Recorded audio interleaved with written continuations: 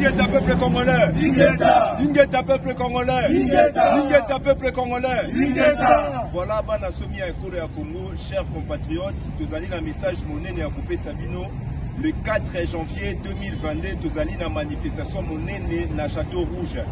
Izali mokolo oyo biso ba congolais tokosa la démonstration de force en tant que peuple souverain.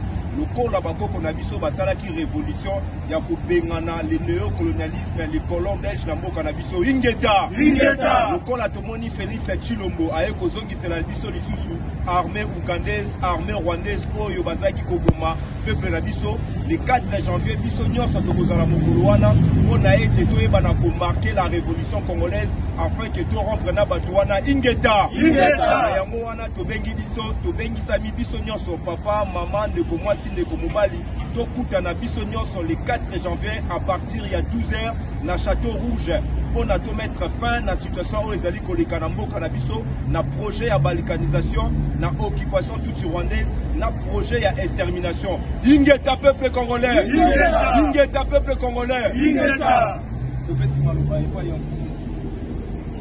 peuple congolais toza likambo ya loba te tomitala tomiyeba nzela nini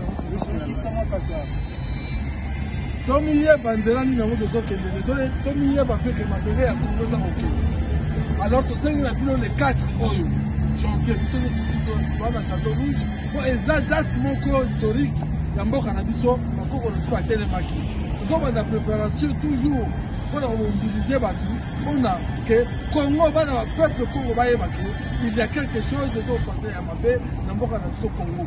Alors à partir le 4 na 12h ti 19h tokozala na Château Rouge boninga te tokotelema kaka mpo na Congo tozokundela mpo na biso te tozokunda mpo na fitiri Congo mpo na fitiri ya bana na biso mpo na fitiri ya bakoko na biso mais boyebaka te mboka na biso eza ya kokende soko bino bovandi na bandako na bino bokanisi ke Congo ekozala libere na ndako bampangi azoloba na bino toza na situation mabe batondo ingeta batondo ingeta batondo ingeta ingeta ba congolais ingeta ba mbuta ingeta.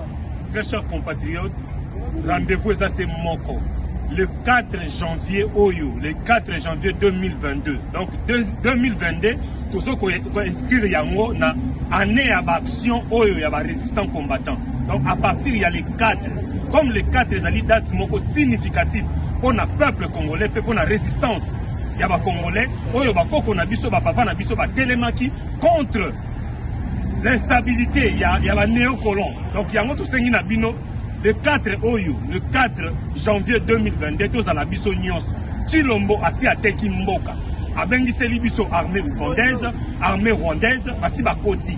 Donc dans minute le Congo nous avons perdu notre souveraineté et pour nous récupérer souveraineté wana ndenge papa Ngwanda expliqua qu'il il faut qu'on plaque Tshilombo au sol parce que Tshilombo c'est un enfant qui a déjà vendu le pays et pour récupérer Mboka na biso il faut biso nyonso ba congolais main dans la main Muluba Mungala Muswahili Mukongo to simba na 90 millions de congolais to bundisa occupation nenge Laurent Désiré Kabila lobaki était le peuple vous devez vous constituer en résistance. Donc peuple congolais to telema poto sauver Mboka na biso peuple d'Israël nzambe alaka ki bango mabele mais biso tozali na mabele na biso to bengi mama Congo biso nyonso to telema to simba na poto batela mabele na biso intégrité territoriale ingeta ingeta. Jambo watoto wa Congo, hii message tout kuna rassemblé mwenu bukuye sana le 4 janvier 2022 tukutane pale Château Rouge.